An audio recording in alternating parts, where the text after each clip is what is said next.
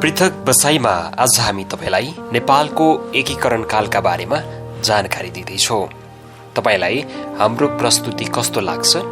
यदि राम्रो लाग्छ भने हाम्रो च्यानल सब्स्क्राइब गर्नुहोला र लाइक, कमेन्ट, शेयर पनि गर्नुहोला।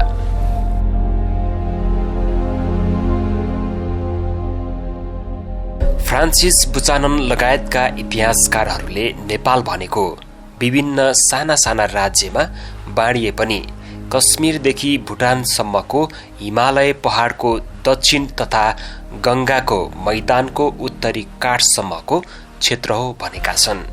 नभन्दै त्यो भनाइमा सत्यता पनि पाइन्छ। कश्मीर राज्यबाट पूर्व लागेपछि भुटानसम्म प्राय उस्तै प्रकारको रहनसहन, बसोबास तथा भौगोलिक बनावट रहेको छ। अरू त कुरै छोडौं, इतिहासको विभिन्न कालखण्डका यो क्षेत्रका राजाहरूले सकेसम्म उत्तर तिब्बती क्षेत्र तथा दक्षिण भारतीय क्षेत्रमा राज्य विस्तारको प्रयास कमै गरेका छन्। चाहे ती राजा मानदेव हुन्, चाहे जुम्लाका राजा जितारी मल्ल हुन्, या उपत्यकाका राजा एक्से मल्ल, वा त पाल्पाका राजा मणि मुकुन्द सेन अथवा गोर्खाका राजा पृथ्वी नारायण शाह नै किन नहुन्। इलामको घरमा जे पाक्छ, जस्तो खाइन्छ, प्राय त्यस्तै नै दार्जिलिङदेखि जलपाइगुडीसम्म खाइन्छ। त्यस्तै डोटिकै जस्तो चलन र बैतडीका जस्तै चन्दहरू सिमलामा पनि पाइन्छन्। नेपालको इतिहासमा 4 चोटि नेपाल एकीकृत भएको पाइन्छ। राजा एक्से मल्लको पालामा, पाल्पाका राजा मणि मुकुन्द सेनको पालामा तथा जुम्लाका राजा जितारी मल्लका पालामा नेपाल एकीकरण भएको थियो। तर एकीकृत नेपाललाई माथि उल्लेखित राजाहरूले लामो समय बचाइराख्न सकेनन् अथवा आफ्ना भाइ छोराहरूमा आफ्नै जीवनकालमा बाँडेर गए।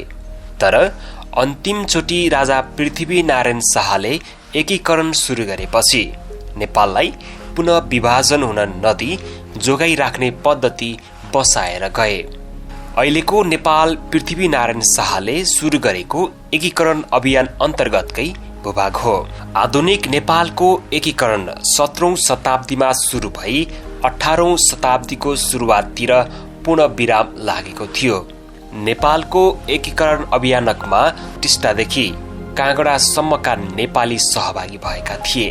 त्यसै गरी हिमाली जातिदेखि तराईका थारू तथा दनुवार जातिको समेत सहभागिता थियो। नेपाल एकीकरण अभियान जहाँ पुग्थ्यो त्यहीका नेपालीहरू त्यसभन्दा अगाडिको विजय अभियानका लागि सहभागी हुने गर्थे। आधुनिक नेपाल एकीकरण अभियानको उत्सर्गमा पुग्दा नेपालीहरू पश्चिममा काँगडा तथा पूर्वमा टिस्टा नदी तरेर पारी पुगेका थिए। पृथ्वी नारायण शाहले आधुनिक नेपालको जग बसालेर गए र सानो सानो क्षेत्र जस्तै भिरकोट, कास्की, लमजुङ, गोर्खामा राज्य गरिरहेको शाह वंशलाई पुरै नेपालको राजवंशमा रूपान्तरण गरिदिए।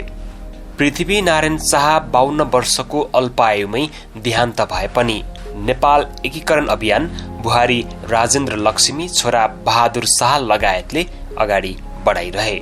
नेपाल एकीकरण अभियानको पूर्ण विराम चाहिँ यिनको पनाती गिबाण युद्ध शाहका पालामा भएको नेपाल अंग्रेज युद्ध, जसलाई एङ्ग्लो नेपाल युद्ध पनि भनिन्छ।